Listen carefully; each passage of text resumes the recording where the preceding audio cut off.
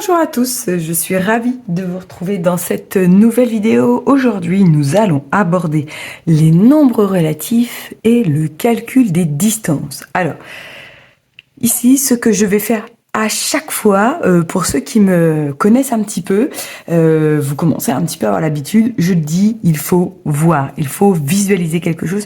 Donc à chaque fois ici, je vais faire une droite graduée, un schéma. Alors ici, je vous affiche à l'écran le petit problème. J'ai fait une capture d'écran et je l'ai mis pour éviter que je l'écris avec mon crayon et que ce soit illisible pour vous. Donc j'espère que vous le lisez bien.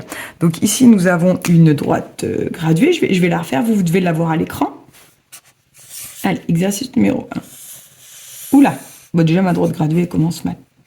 Flûte. 4, 6.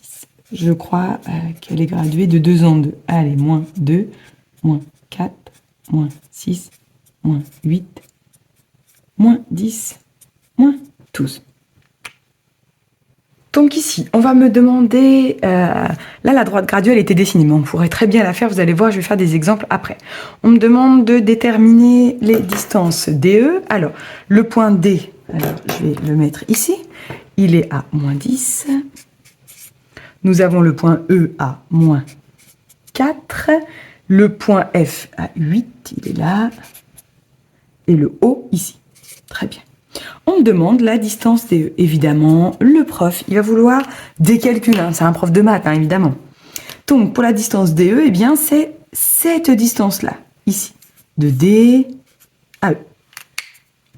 Donc, ce qu'on va faire, c'est qu'on va utiliser, évidemment, le placement des points sur la droite graduée. Je ne vais pas y arriver avec droite graduée.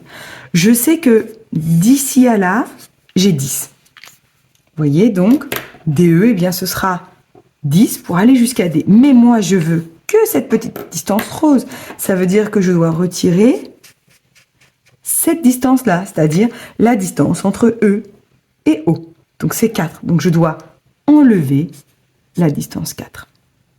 Ben voilà, le calcul est là, ça fait 6. La distance DE égale 6. Ensuite, on m'a demandé la distance DF. Donc là, la distance DF... ah oui, j'aurais dû... Bon, c'est pas grave, je vais peut-être utiliser d'autres couleurs. Eh bien, je peux aller de D jusqu'à O, déjà, et ensuite, rajouter la distance OF. Donc, par exemple, au professeur, on pourrait dire la distance de D jusqu'à O, on l'appelle DO, et la distance OF. La distance de D jusqu'à O, je vais avoir 10, puisque le point D est à moins 10, c'est-à-dire qu'il est à 10 unités, ici de O, 10, plus, parce que je n'ai pas fini, plus les 8 qui sont là. Voilà, ça c'est la distance DF. Je sais que on n'explique pas comme ça aux élèves, mais je trouve ça beaucoup plus simple. Après, vous prenez la méthode que vous comprenez, évidemment. C'est ce qui prime. Si vous en avez trouvé une autre que vous préférez, il n'y a aucun problème pour moi. Donc la distance EF. Ah, je n'ai pas assez de couleurs. Allez. Ah ouais, bleu. Bleu, bleu, bleu. Oui, bleu. On m'a dit la distance EF. De E jusqu'à F. Ben là, c'est pareil. Je peux calculer de E jusqu'à O. Et après, je repars de O jusqu'à F. Donc à mon professeur, je dis que je vais lui calculer ou lui donner la distance de E jusqu'à O. Plus, ça veut dire E de O jusqu'à F. Donc là, on a une distance de 4.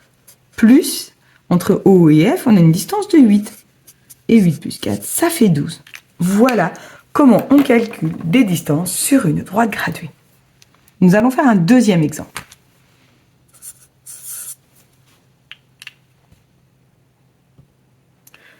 Je vous affiche le problème à l'écran, je l'ai trouvé sur Internet. Cicéron est né en l'an moins 23 et est mort en l'an 38. Combien de temps a-t-il vécu?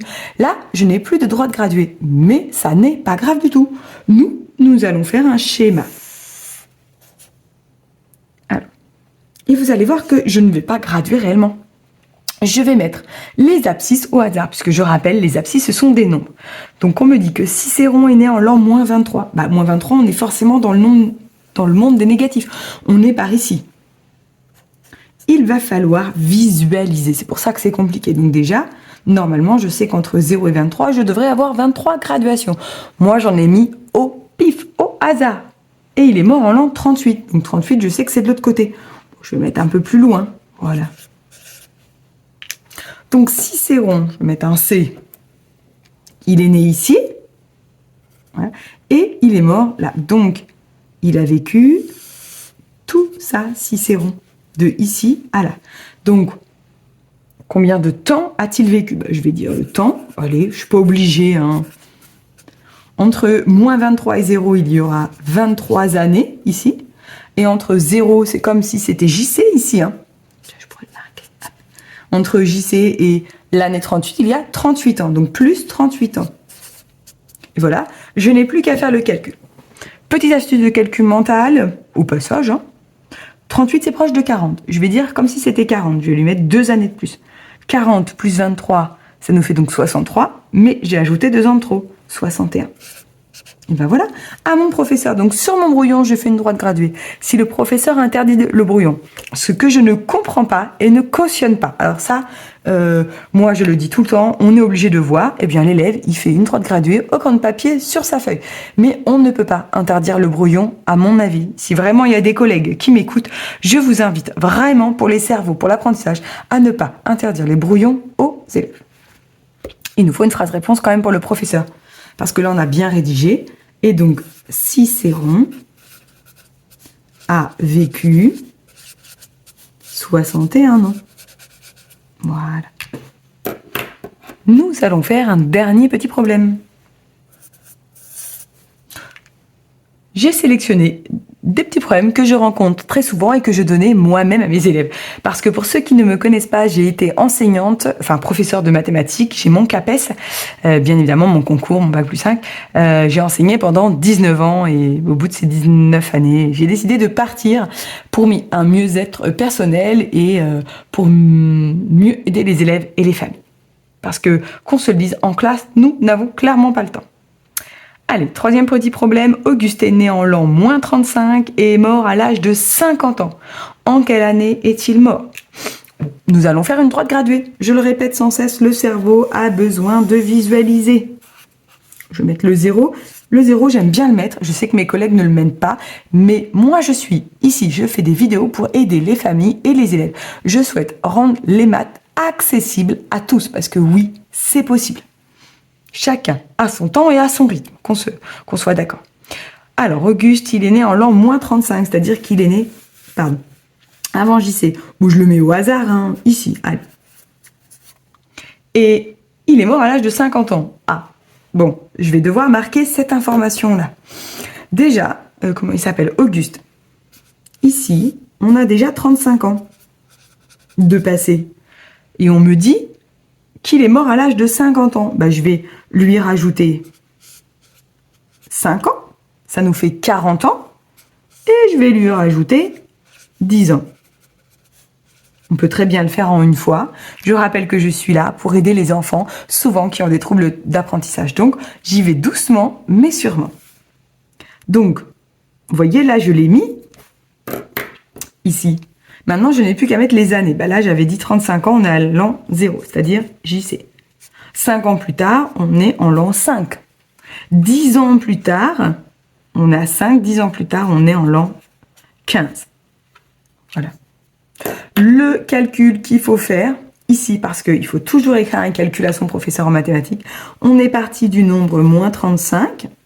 J'ai ajouté les 50 ans. Alors, soit j'ajoute à mon professeur que j'ai ajouté 3 fois. Par exemple, 35 plus 5 plus 10. Voilà. Pour dire à mon professeur. Où est-ce que je vais le marquer là? Donc, je suis partie de moins 35 et j'ai ajouté 50 ans. Peu importe le nombre d'étapes, en fait, en tout, j'ai ajouté 50 ans. Je peux très bien lui dire ça et ça fait 15. Évidemment, il nous faut une phrase réponse. En quelle année est-il mort? Il est mort, malheureusement, en l'an 15. En l'an 15. Voilà.